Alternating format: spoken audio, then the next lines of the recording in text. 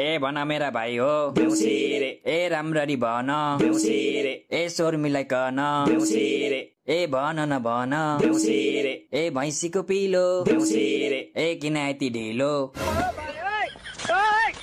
के भयो किन देउसी रे नभनेको साले आउन नपाई किन यति ढिलो भन्छस् यसरी भट्टाएर त 20 रुपैयाँ नि पाइन्न छोड म भट्टाउँछु ल सरी अब मजाले भट्टाउँछु प्रमिस ए छानामाथि घिरौला देउसी रे ए के दिन्छौ हेरौला देउसी रे ए आक्कुम बाक्कुम देउसी रे ए सेलरोटी चाक्कुम देउसी रे ए बन्दुकको गोली देउसी रे ए भाइटिका भोली देउसी रे ए यो घर कत्रो देउसी रे ए सिंहदरबार जत्रो देउसी रे ए यो आँगन बाबु तिमीलाई साँच्चै लाग्छ यो घर सिंहदरबार जत्रो छ भनेर ल आन्टी के कुरा गर्नु भएको सिंहदरबार भन्दा ठुलो छ नि तपाईको घर अबे साले हो र बाबु सिंहदरबार देख्या छौ तिमीले कत्रो छ देख्या छु नि आन्टी हिजो भर्खर देखेको यत्रो सानो रहेछ मेरो मुट्ठी भन्दा सानो मुट्ठी भन्दा सानो हन कहाँ देखे हो त्यति सानो सिंहदरबार टिभीमा देखेको नि आन्टी हिजो बाबाले समाचार हेर्दा देखाउनु भएको थियो यत्रै रहेछ त्यो भन्दा ठुलो त यसकै छ उसको के बाबु भन्दिउ आन्टीलाई के भन्छस् तैले देखा छस् र मेरो लौ अस्ति भर्खर देखाएको होइन तैले हामीलाई कहिले देखाए मैले धेरै जेपिटी नबोले ओइ अस्ति यसको नयाँ फुटबल हामीलाई देखाएको हो कि न भन् त हो देखाएको हो ए फुटबलको कुरा गरेको हो फुटबल त देखाएको मैले तैँले चाहिँ के सोचिस् मैले त ब्याट सोचिरहेको थिएँ यार तँसँग ब्याट छ र छ नि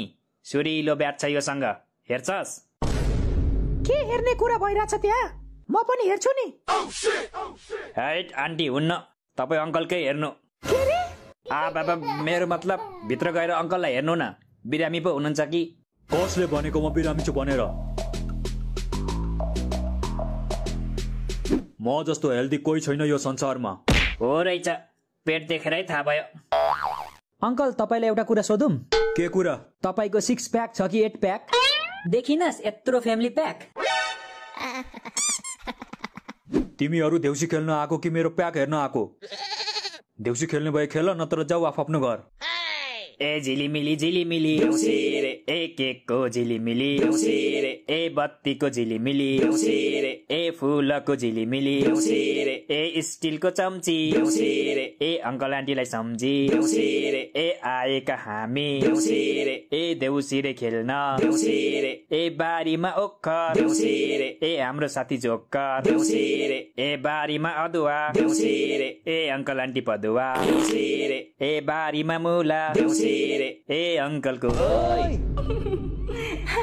के भयो अझ के भयो भन्छस् तैले के भन्न लाथिस भर्खर के भन्न लाथे र बारीमा मुला अङ्कलको चुला त भन्न लाथे नि मैले ए चुला पो मैले त अरु नै बुझिराथे त आज भोलि धेरै बुझ्दैछस् तँलाई खसी नपारी भा छैन कसलाई खसी पार्नु पर्ने हो म पार्दिउ औजार छ मसँग पर्दैन अङ्कल आफ्नो औजार आफैसँग राख्नुहोस् आन्टीलाई काम लाग्छ ह्या के डबल मिनिङ कुरा गरिरा दक्षिणा माग्न अङ्कल आन्टीलाई अब जानुपर्छ के अङ्कल आन्टी हामीलाई दक्षिणा दिनु न अब हामी जाने यति छिटो दक्षिणा त्यही नि यस्तो जे पाए त्यही भट्टाएर दक्षिणा पाइन्छ अलि राम्ररी भट्टाव खोइ छोड म भट्टाउँछु अब ए खोर्सानी पिरो देउसी रे ए हाम्रो अङ्कल हिरो देउसी रे ए अफिसको ड्युटी देउसी रे ए हाम्रो आन्टी ब्युटी देउसी रे ए बारीमा बोडी देउसी रे ए कति राम्रो जोडी देउसी रे ए मलाई आयो ज्वरो देउसी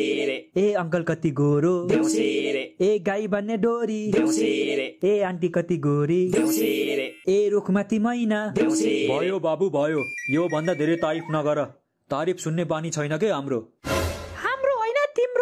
मेरो त सबले तारिफ गर्छ पैसा दिएर मेरो तारिफ गर भनेपछि त जसले नि गरिहाल्छ नि के रे मैले कसलाई पैसा दिएर तारिफ गर्न लाए नदेखि नबोल है नदेखि त तिमी पो बोल्छौ त बुढी जो चोर उसैको ठुलो सोर जो चोर उसैको ठुलो सोर भने चाहिँ हरि आफैले टिभीको रिमोट फुटाएर आफ्नो भाइलाई गाली गरिरहेको छ ओइ साइको भैस कि क्या हो यो के भन्दैछस् त देखिनस् वाक्य बनाइरहेको छु जो चोर उसैको ठुलो सोर यो इम्पोर्टेन्ट क्वेसन हो। यसको वाक्य बनाऊ भनेर इक्जाममा आउन सक्छ के, त्यही भएर प्र्याक्टिस गरिरहेछु। साइकोलाई त म यो वाक्य बनाउने ठाउँ हो। ओइ छोड न त्यसलाई, ऊ त्यहाँ हेर न कस्तो राम्रो रङ्गोली।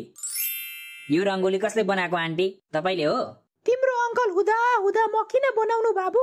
वाट, यो रङ्गोली तपाईँले बनाउनु भएको अङ्कल? हो नि, यही हातले बनाएको मैले।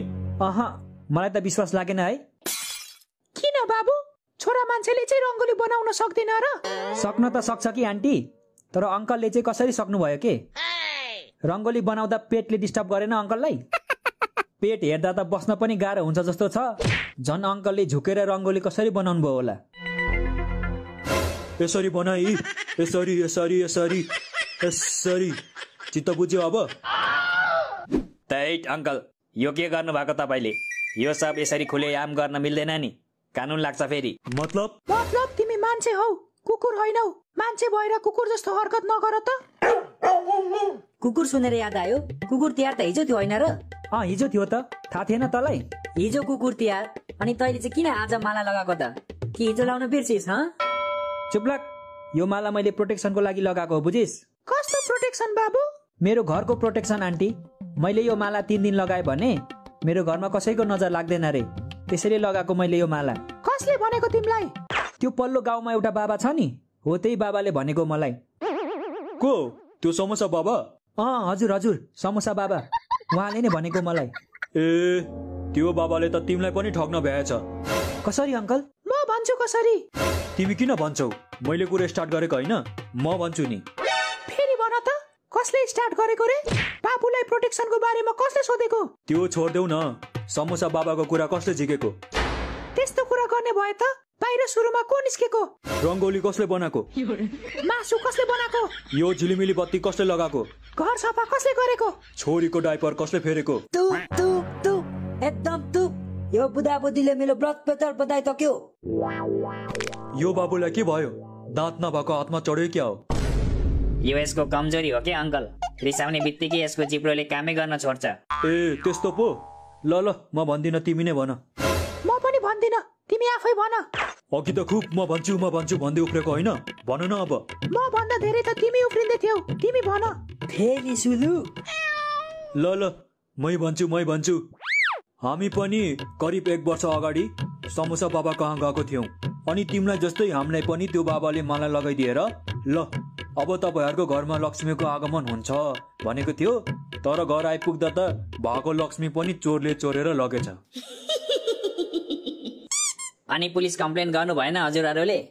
त्यही पुलिस कम्प्लेन गर्नु भनेर गएको, त्यहाँको इन्चार्ज त्यही समोसा बाबा पो रहेछ। ड्युटी सकेर पार्ट टाइम बाबा बन्दो रहेछ। त्यसो भए त म पनि लाउँदिन त्यसको यो माला। प्रोटेक्सन भन्दै 200 रुपियाँको चुना लगायो डाकाले। बाँचिस केटा, तेरो भाग्य दह्रो रहेछ। मेरो होइन, हामी सबैको भाग्य दह्रो रहेछ भन्। त्यो बम यहाँ पड्केको भए म मात्र मर्थे, तिमीहरू मर्दैन थियौ र? त्यो बाबाको यत्रो हिम्मत मेरो साथीलाई मार्न खोज्ने? ओ हिँड केटा हो, हामी पनि त्यो बाबाको घरमा बम राखेर आउनुपर्छ। बम छ र तसँग?